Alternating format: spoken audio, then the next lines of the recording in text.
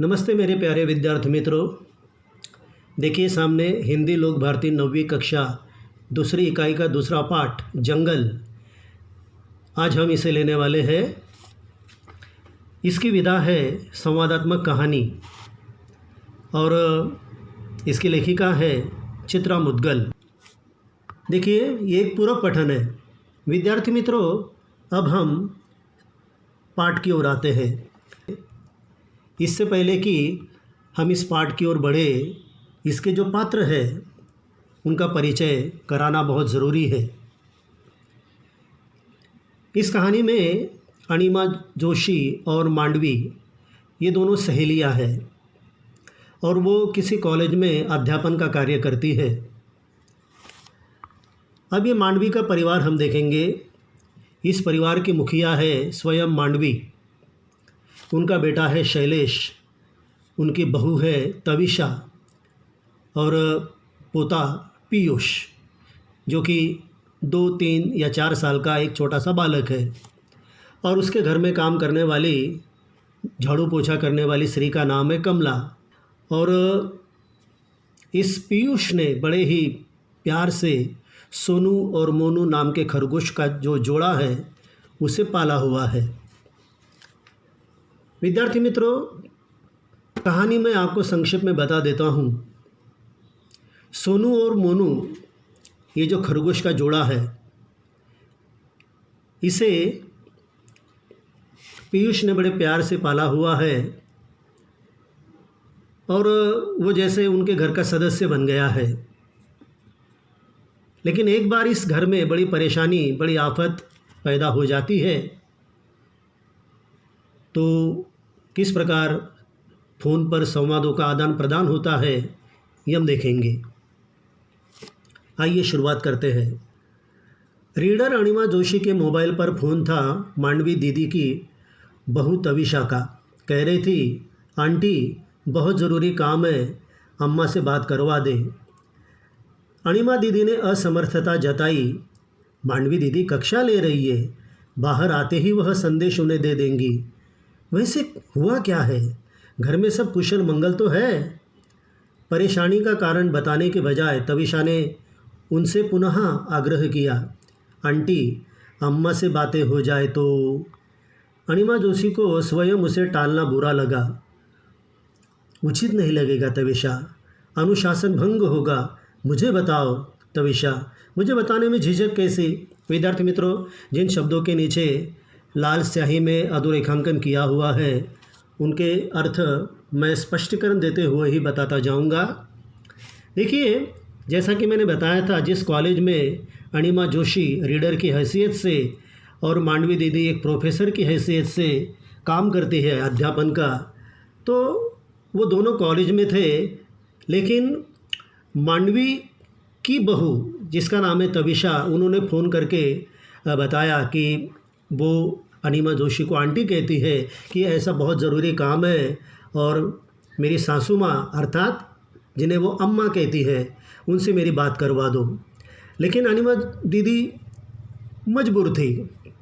क्यों?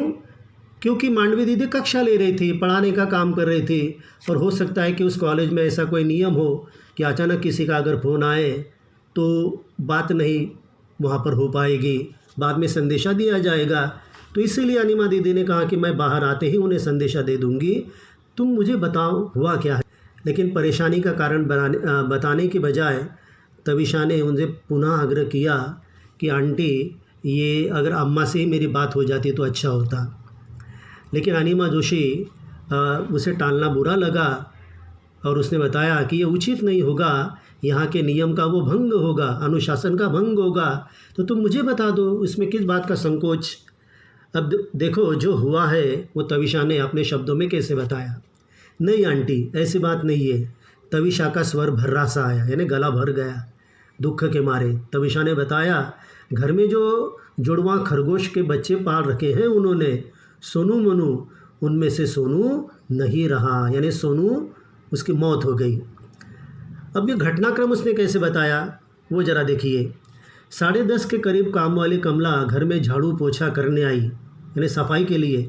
तो बैठक बुहारते हुए, सफाई करते हुए उसकी नज़र सोनू पर पड़ी।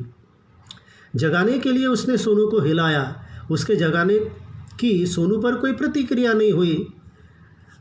पहले ऐसा नहीं होता था। जगाने की कोशिश करने के बाद सोनू जल्दी से उठ जाता था, लेकिन अब की बार वो उठा ही नहीं। वो बुदबुदाई यानी अस्पष्ट स्वर में वो अपने आप से बातें करने लगी।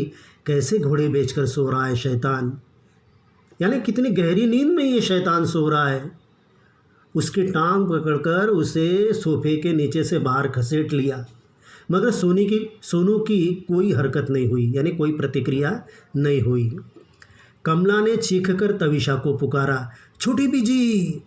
यानी तविशा समझ गई कि मामला कुछ गड़बड़ है। तविशा अचेत सोनू को देख घबरा गई। अचेत यानी बिल्कुल बेहोश। गोदी में उठाया तो उसकी रेशम सी देह हाथों में टूटी कोपल से झूल गई। जैसे पेड़ की कोई कोपल टहनी होती है वो झूल जाती है, उसी तरह ये सोनू की जो कोमल देह थी वो हाथों में झूल गई। उसके समझ में नहीं आ रहा था वो क्या करे। आसपास जानवरों का कोई डॉक्टर है नहीं। अपनी समझ से उसने बच्चों के डॉक्टर को घर बुलाकर सोनू को दिखाया। जो छोटे बच्चों को देखने वाला डॉक्टर होता है, उनका इलाज करने वाला, उसे दिखाया। डॉक्टर ने देखा, देखते ही कह दिया, प्राण नहीं है अब सोनू में। आंटी, आप अम्मा को जल्दी से घर भेज दे, घंटे भर में प्ले स्कूल से पीयूष घर आ जाएगा। ये जो छोटा पीयूष है उस वक्त घर पर नहीं है, वो अपनी नर्सरी स्कूल में है, प्ले स्कूल में है, जहाँ पर 2-3 साल के बच्चे पढ़ते हैं। तो उसके आने से पहले आप जल्दी से मेरी बात अम्मा से करवा दो। ऐसा तविशा ने पूरा घटनाक्रम अनिमा जोशी को फ़ोन पर सुनाया। अब आगे बढ़ते हैं। मांडवी दी घर पहुंची। दीदी का संक्षिप्त रूप यानी दी। मांडवी दी घर पहुंची। सोफों के बीच के खाली पड़े फर्श पर सोनू निश्चेष्ट पड़ा हुआ था, यानी जिसके शरीर में किसी भी प्रकार की हलचल नहीं हो रही थी। निश्चेष्ट, मृतवत, हालांकि वो मर ही गया था। पीयूष उसी के निकट गुमसुम बैठा हुआ था, खामोश बैठा हुआ था। मोनू सोनू की परिक्रमा सा करता, कभी दाएं ठिठक उसे गौर से ताकने लगता। अब देखिए यहाँ पर सोनू का जोड़ीदार यानी उसका जुड़वा भाई कह सकते हैं आप, जो मोनू नाम का छोटा सा खरगोश है, वो क्या कर रहा था, सोनू की परिक्रमा कर रहा था। उसके इर्द गिर्द गोल गोल चक्कर काट रहा था और अचानक रुक जाता, ठिठक जाता और उसे गौर से देखने लगता।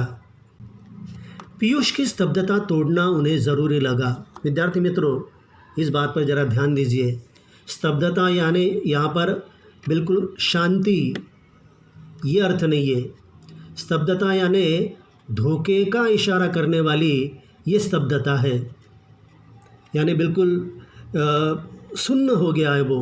पीयूष जो है वो सुन्न हो गया है, क्योंकि ऐसा आज तक उसने पहले कभी ना देखा था ना सुना था। और अभी वो कुछ बात भी नहीं कर रहा है, बिल्कुल गुमसुम सा बैठा हुआ है। तो इसीलिए नन्ही सी ज़िंदगी में वह मौत से पहली बार मिल रहा है। मौत उसकी समझ में नहीं आ रही है। ऐसा कभी हुआ नहीं कि उन्होंने घर की घंटी बजाई हो और तीनों लपक कर दरवाज़ा खोलने न दौड़े हो। खोल तो पीयूष ही पाता था, मगर मुँह दरवाजे की ओर उठाए वे दोनों भी पीयूष के नन्हे हाथों में अपने अगले पंजे लगा देते। अब तक क्या होता था, उस घर में अगर कोई बाहर से आए, समझ लीजिए कि कॉलेज से मांडवी दीदी घर पे लौटी है और मांडवी दीदी ने दरवाजे पर दस्तक दी, तो खोलने के लिए 3 जीव दौड़ जाते, सब पीयूष और पीयूष के साथ दोनों ये सोनू और मोनू। पीयूष भी अपने हाथों की उंगलियां लगाता और उसके साथ साथ ये सोनू मोनू भी अपने पंजे लगा देते। पीयूष का सिर उन्होंने अपनी छाती से लगा लिया। पीयूष रोने लगा है। दादी दादी, ये सोनू को क्या हो गया? दादी, सोनू बीमार है तो डॉक्टर को बुलाकर दिखाओ ना दादी। अम्मी अच्छी नहीं है ना, बोलती है सोनू मर गया। अब देखिए, पीयूष जो है काफ़ी छोटा बच्चा है, तो इसका भाव विश्व हमें समझ लेना चाहिए कि इतनी छोटी उम्र में उसके लिए उसके मन के लिए ये बहुत बड़ा सदमा हो सकता है। और वो इसीलिए एकदम खामोश हो गया है। और उसके बाद वो बोलने लगा कि ये सोनू को अचानक क्या हो गया, तो जल्दी से डॉक्टर को बुलाओ और उसे दिखाओ। और अम्मी तो कह रही है कि ये सोनू मर गया। तो ऐसी बातों का सोनू पर बहुत, उसके दिल पर बहुत ही गहरा असर हो सकता है, बुरा असर हो सकता है। इसीलिए उसकी स्तब्धता तोड़ना बहुत ज़रूरी था, ये मांडवी दीदी समझ गई। देखिए आगे बढ़ते हैं। वह रूंधे स्वर को साधती हुई उसे समझाने लगती है। सोनू की मानसिकता देखकर, उसका रोना देखकर, वैसे तो मांडवी दीदी को भी ऐसा लगा कि वो भी रोने लगे, लेकिन उसने अपने रूंधे स्वर यानी उसकी रुलाई जो थी अंदर ही अंदर, उस पर उसने थोड़ा नियंत्रण किया और उसे समझाने लगी, रोते नहीं पीयूष, सोनू को दुख होगा, सोनू तुम्हें हमेशा हंसते देखना चाहता था ना। मोनू उनकी गोदी में मुंह सटाए उनके चेहरे को देख रहा है। बिटर बिटर दृष्टि आंसुओं से भरी हुई। बिटर बिटर मतलब बिल्कुल नज़रें गड़ाकर देखना। उन्होंने मोनू को तो अपनी गोदी में ले लिया, बिल्कुल अपने कलेजे के पास, सीने के पास, लेकिन अब मोनू क्या कर रहा है, बिल्कुल नज़र गड़ाकर, जैसे उसके आंखों में आंसू भर आए हैं। तो पहली बार पीयूष को ऐसा लगा कि जानवर भी रोते हैं, उनको भी भावनाएं होती है। पहली बार उन्होंने किसी जानवर को रोते हुए देखा है। मोनू को हथेली में हल्के हाथों से दबोचकर उन्होंने उसे सीने से सटा लिया, यानी बिल्कुल प्यार उमड़ आया उस पर, इस नन्हे से जीव पर। हिचकियाँ भर रहा था मोनू, जैसे हम दुख के कारण कभी कभी हिचकियाँ भरते हैं दुख रोते समय, कहीं मोनू हिचकियाँ तो नहीं भर रहा है। काली बदली उसके चेहरों पर उतर आई है। काली बदली चेहरे पर उतर आना यानी कि चेहरा बिल्कुल उदास हो जाना, दुखी हो जाना। अणिमा जोशी के मोबाइल से, अब ये बात कब की है, जब तविषा का उन्हें संदेशा मिला। जब तविषा ने अणिमा जोशी को फ़ोन किया और अणिमा जोशी ने मांडवी दीदी को बताया, कॉलेज में जब वो थे, उसी समय उन्होंने फैसला किया कि वो अपने बेटे शैलेश को दफ्तर में खबर कर देना उन्होंने उचित समझा था, कि अब इस बात में ज़्यादा देर करना उचित नहीं है। वो तुरंत उन्होंने शैलेश को फ़ोन लगाया अणिमा जोशी के मोबाइल से। न जाने परेशान तविषा ने शैलेश को फ़ोन किया हो न किया हो। शैलेश ने कहा था, अब देखिए शैलेश ने कितने आसानी से कह दिया, ऐसा करें अम्मा, घर पहुंच ही रही है आप, नीचे सोसाइटी में चौकीदार को कहकर सोनू को उठाकर अपार्टमेंट से लगे नाले में फेंकवा दे। ये भी कोई बात है? मतलब मोनू मर गया तो अब क्या करे कि उसे कोई नाले में फेंकवा दे। अब देखिए ये कितने प्यारे जीव है, ये खरगोश का जोड़ा देखिए आप, कितने सुंदर है, और इन पर तो पीयूष बिल्कुल अपनी जान छिड़कता है ना। देखो कितने प्यारे हैं, ये जोड़ा भी देखिए कितना प्यारा है। लेकिन अब इनमें से सोनू हमेशा के लिए बिछड़ गया है। मान लो कि ये पीयूष नाम का लड़का है, कितना उदास होकर बैठा है, गुमसुम सा बैठा हुआ है, स्तब्ध हो गया है, सुन्न हो गया है, और इसीलिए उसकी स्तब्धता तोड़ना घर वालों को क्या लगा, ज़रूरी लगा, ख़ास तौर पर मांडवी दीदी को। यह एक नाला, तो ऐसे नाले में पीयूष के अति प्रिय सोनू को फेंकवा देना ये कहाँ तक उचित है? शैलेश ने ऐसी सलाह दी थी कि आप ऐसा करें अम्मा कि हमारे अपार्टमेंट्स के पास जो नाला है वहाँ पर उसे फेंकवा दे, यानी हमारे घर का पालतू अगर कोई प्राणी मर जाए तो क्या उसके साथ ऐसा व्यवहार करना ठीक है? कदापि नहीं। उन्होंने शैलेश से स्पष्ट कह दिया था। छुट्टी लेकर वह फौरन घर पहुँचे। उनके घर पहुँचने तक पीयूष घर पहुँच चुका होगा। नाले में वह सोनू को हरगिज़ नहीं फेंकवा सकती, बिल्कुल ये काम वो नहीं कर सकेंगे। ये सोनू के साथ और पीयूष के साथ एक दृष्टि से अन्याय होगा। क्यों? देखिए पीयूष सोनू को बहुत प्यार करता है, स्थिति से भागने की बजाय उसका सामना करना ही बेहतर है। ये वाक्य बड़ा महत्वपूर्ण है विद्यार्थी मित्रों। स्थिति से भागने की बजाय उसका सामना करना ही बेहतर है। भले ही हमारे सामने कितने ही प्रतिकूल परिस्थितियां पैदा हो जाए, तो उनसे लड़ने के बजाय क्या हम पीछे भागेंगे क्या भगोड़े बनकर? बिल्कुल नहीं, हमें उनका सामना करना चाहिए, दो हाथ करने चाहिए। अब यहाँ पर ठीक है, सोनू उनके घर का सदस्य जैसा था, वो अब मर चुका है, पीयूष उससे प्यार करता है, लेकिन सच्चाई का सामना तो करना ही पड़ेगा। सोनू को बताना ही पड़ेगा कि वो मर चुका है और अब किसी भी डॉक्टर को बुलाने के बाद कोई असर होने वाला नहीं है। देखिए, सोनू को घर में न पाकर उसके अबोध मन के जिन सवालों से पूरे घर को टकराना होगा, उसे संभालना कठिन होगा। तुम कितने देर के लिए उसे मूर्ख बनाओगे पीयूष को कि नहीं नहीं, वो खरगोश जो है सोनू इधर उधर गया होगा, है ना, आ जाएगा, वो मासूम है, अबोध है। कितनी देर तक तुम उसे समझाओगे? और उसके बाद जब तक उसकी जिज्ञासा पूरी नहीं हो जाती, वो तरह तरह के सवाल पूछेगा। इन सवालों से आप सबको टकराना होगा, पूरे घर को टकराना होगा, और ये सबके लिए कठिन काम हो जाएगा, मुश्किल काम हो जाएगा। इसलिए जो सच है वो बता दो। जमादार को घर पहुंचते ही वे खबर कर देंगी। उनकी इच्छा है घर के बच्चे की तरह सोनू का अंतिम संस्कार किया जाए। जैसे किसी छोटे बच्चे की मृत्यु हो जाती है तो जिस प्रकार उसका अंतिम संस्कार किया जाता है, बिल्कुल उसी ढंग से सोनू का अंतिम संस्कार होना चाहिए। ये उन्होंने शैलेश को साफ साफ बोल दिया। तो ये सुनने के बाद शैलेश ने कहा था, ठीक है, पहुंचता हूँ। आगे देखिए, उन्होंने पीयूष को समझा दिया था, तुम्हारे सोनू को ज़मीन में गाड़ने ले जा रहे तुम्हारे पापा। नन्हे बच्चों की मौत होती है तो उन्हें ज़मीन में गाड़ दिया जाता है। दादी, उसके दिल में दुख क्यों था? उसे अपने माँ बाप से अलग जो कर दिया गया। अब कौन से उसके माँ बाप और किसने उसे अलग किया? ऐसा कौतूहल पीयूष के मन में जाग उठा। पूछ रहा है वो, किसने किया दादी? उस दुकानदार ने जिससे हम उसे खरीद कर लाए थे। दुकानदार पशु पक्षियों को बेचता है ना।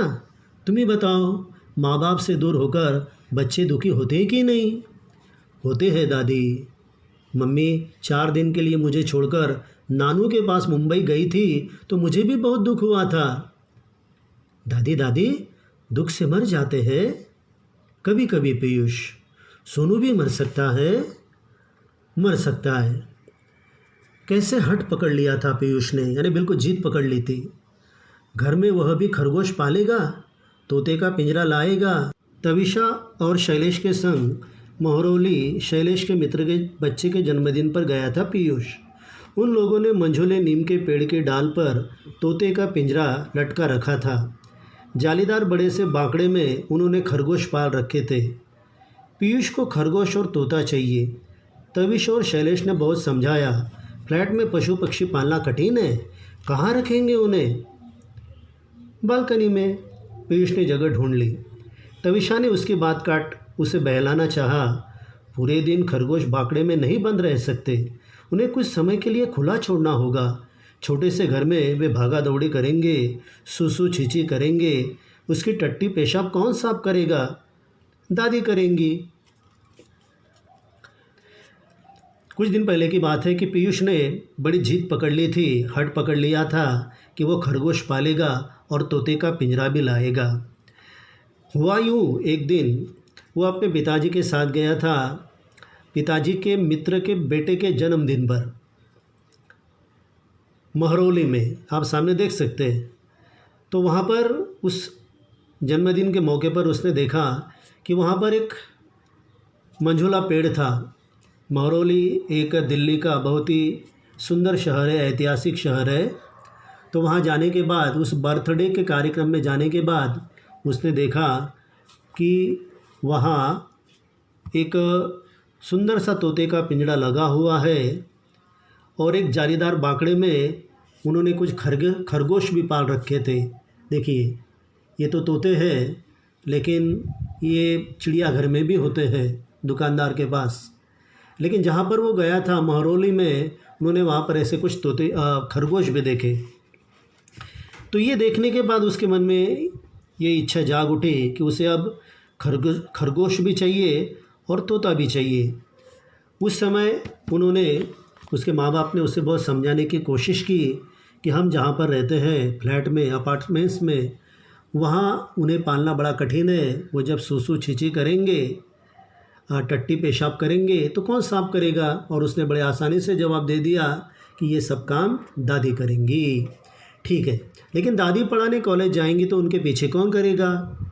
उसने इसका भी जवाब दे दिया, स्कूल से घर आकर मैं कर लूँगा। जैसे बहुत समझदार, बहुत ही सयाना हो चुका हो। और ये जवाब सुनने के बाद सारा घर हंस पड़ा था। सब लोग तब और चकित रह गए जब पीयूष ने दादी को पटाने की, यानी अपनी ओर कर लेने की कोशिश की कि दादी उसके जन्मदिन पर कोई ना कोई उपहार देती ही है, तोहफा देती है। अब तक तो ऐसा होता आया था, क्यों न इस बार वे उसे खरगोश और तोता ला कर दे दे। तो ये सब सुनने के बाद तो दादी के मुंह से कोई जवाब ही नहीं निकला। दादी निरुत्तर हो गई। तो निरुत्तर दादी उसे लेकर लाजपत नगर चिड़ियों की दुकान पर गई। पीयूष ने खरगोश का जोड़ा पसंद किया। तत्काल उनका नामकरण भी कर दिया सोनू मोनू। सोनू मोनू के साथ उनका घर भी खरीदा गया, जालीदार बड़ा सा बांकड़ा। देखिए, ये चिड़िया घर होता है। यहाँ पर कई प्रकार के पशु पक्षी होते हैं। और जब खरगोश आ चुके थे, खरगोश का जोड़ा जब लिया गया दुकानदार से, तो उसे रखने के लिए ये जालीदार बांकड़ा भी खरीदा गया लाजपत नगर की चिड़ियों की दुकान से। और जैसे छोटे बच्चों का नामकरण किया जाता है, उनका भी नामकरण कर दिया गया सोनू मोनू। अब उसके बाद उस सांझ सोसाइटी के, सांझ यानी शाम, उस सांझ यानी उस दिन शाम के समय सोसाइटी के उसके सारे हमजोली, उसके सारे साथी बड़ी देर तक बालकनी में डटे खरगोश को देखते सराहते रहे और पीयूष के भाग्य से ईर्ष्या करते रहे। यही तो होता है बचपन, यही तो होता है बालपन, कि छोटी छोटी बातों में हमें बड़ा आनंद आता है। तो जैसे ही उस सोसाइटी में पीयूष के मित्रों को ये पता चला कि पीयूष के घर खरगोश का जोड़ा आया है, उसे देखने के लिए बालकनी में कई सारे मित्र आए और वहाँ पर काफ़ी देर तक खड़े रहे और उसके भाग्य से जलते रहे, ईर्ष्या करते रहे। अब हम फिर से वर्तमान पर आते हैं। दूसरे रोज भी मोनू सामान्य नहीं हो पाया। पीयू को भी, पीयू यानी पीयू का घरेलू नाम, प्यारा नाम, पीयू को भी दादी ने प्ले स्कूल भेजना मुनासिब यानी उचित नहीं समझा। पीयूष उसका घर का नाम था।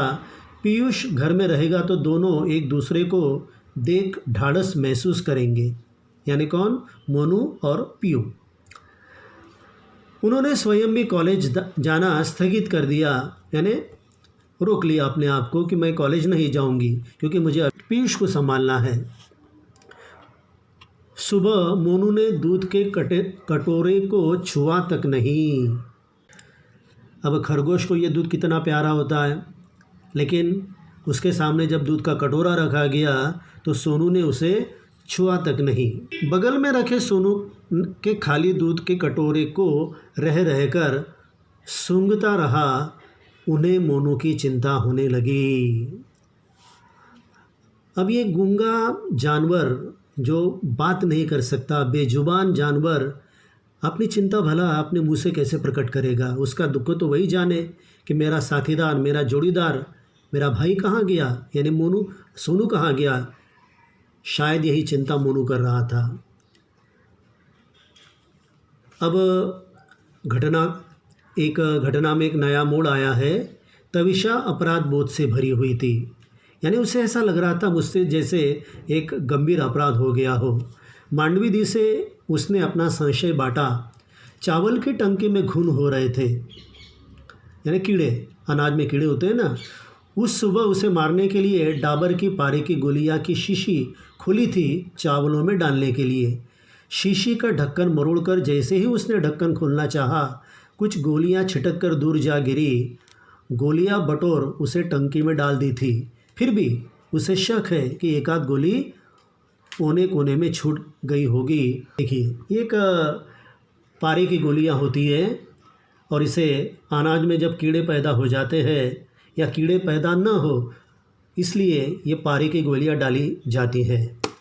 तो हुआ यूँ कि अनाज में जब वो गोलियां डाली जा रही थी तविशा के हाथों से, तब जब ढक्कन खोला गया मरोड़कर, तो हो सकता है कि एक दो गोलियां नीचे गिर गई होगी और शायद मोनू नहीं, सोनू ने वो गोलियां खा ली होगी। फिर पीयूष बोला, दादी मोनू मेरे साथ खेलता क्यों नहीं? क्योंकि वो चुपचाप है ना। बेटा, सोनू जो उससे बिछड़ गया है वो दुखी है। दोनों को एक दूसरे के साथ रहने की आदत पड़ गई थी ना। मुझे भी तो सोनू के जाने का दुख है। दादी, क्या हम दोनों भी मर जाएंगे? देखो, मासूम दिल वाले पीयूष के मन में कैसा सवाल आया। मांडवी दी ने तड़प कर पीयू के मुंह पर हाथ रख दिया। न जाने ये लड़का कैसी बातें कर रहा है। उसे डांटा, ऐसे बुरे बोल क्यों बोल रहा है? पीयू ने प्रतिवाद किया, मतलब विरोध किया, खंडन किया।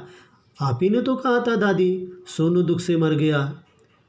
कहाँ था? उसे अपने माँ बाप से बिछड़ने का दुख था। जंगल उसका घर है, जंगल में उसके माँ बाप है। तुम तो अपने माँ बाप के पास हो। तुम्हारे माँ, तुम्हारी दादी, तुम्हारे पिताजी सब तो तुम्हारे पास है। फिर तुम ऐसी बातें क्यों कर रहे हो? सोनू की बात अलग थी, है ना। उसके माँ बाप कहाँ पर है? जंगल में होंगे। जंगल ही उनका घर होता है। जैसे ये हमारा घर है ईंटों का, है ना, लकड़ी का, तो उनका घर कौन सा हुआ? जंगल। दादी, हम मोनू को उसके माँ बाप से अलग रखेंगे तो वो भी मर जाएगा दुख से।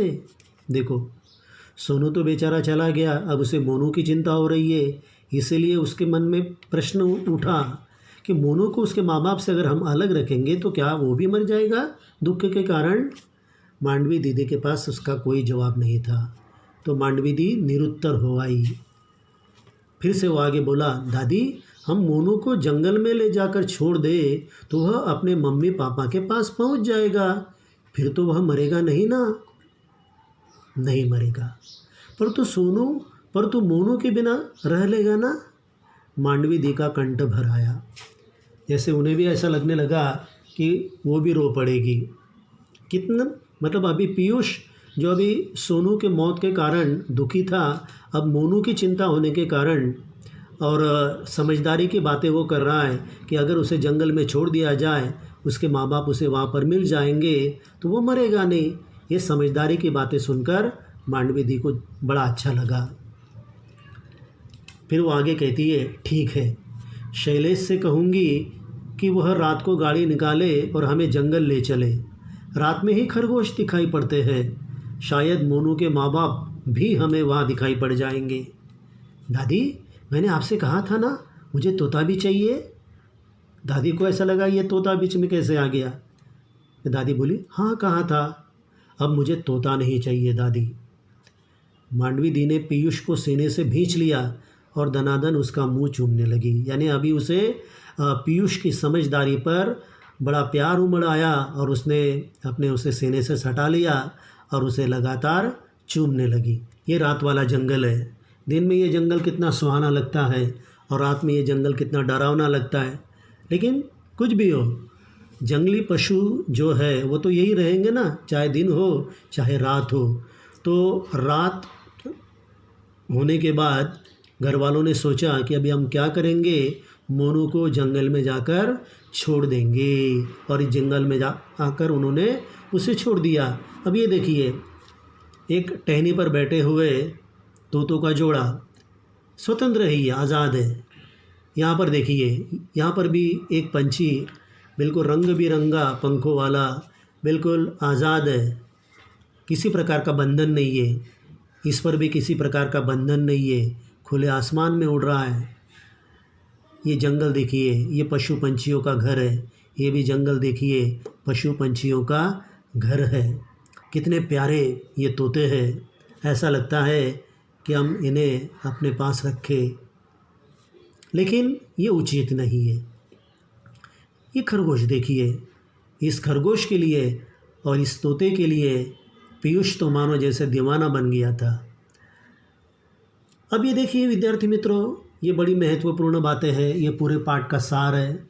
संक्षेप में पहला मुद्दा ये है, बच्चों का मनोविज्ञान तथा भावविश्व हमें जान लेना चाहिए, क्योंकि बच्चे तो बच्चे होते हैं, नादान होते हैं, मासूम होते हैं, तो उनका जो मनोविज्ञान है, उनके मन में उठने वाले तरह तरह के प्रश्न, उनका जवाब हमें देना चाहिए।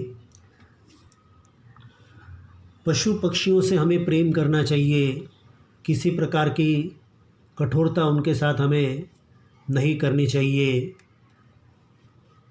और प्रकृति का एक अनमोल घटक यानी ये पशु पक्षी जो है, ये बड़े आज़ादी प्रिय होते हैं, इन्हें हमें किसी भी बंधन में नहीं रखना चाहिए, क्योंकि हम उससे प्रेम करते हैं और अपने स्वार्थ के लिए हम उसे अपना बंधक बना लेते हैं, जैसे उसे पिंजड़े में बंद कर देते हैं। और चौथा मुद्दा ये है कि दुख की तीव्रता महसूस करने वाले मासूम बच्चों की स्तब्धता समझदारी से तोड़ना। कोई बच्चा अगर अपना बहुत बड़ा दुख लेकर कई दिनों तक चुपचाप बैठेगा अपने घर में, तो इसका बहुत बड़ा गहरा असर उसके दिल पर होगा और आगे जाकर उसे बहुत बड़ी तकलीफ़ हो सकती है। तो वो इसलिए ताकि उनके बाल मन पर उसका दुष्प्रभाव न पड़े। तो विद्यार्थी मित्रों, ये पाठ यहाँ पर ख़त्म होता है। मैं आपसे उम्मीद करूँगा कि ये पाठ आपको अवश्य अच्छा लगा होगा, ये कहानी आपको ज़रूर अच्छी लगी होगी और पशु पक्षियों से आप ज़रूर प्रेम का नाता जोड़ेंगे, उन्हें किसी भी प्रकार के बंधन में नहीं रखेंगे। ऐसी भावनाओं के साथ मैं आपसे विदाई लेता हूँ। धन्यवाद।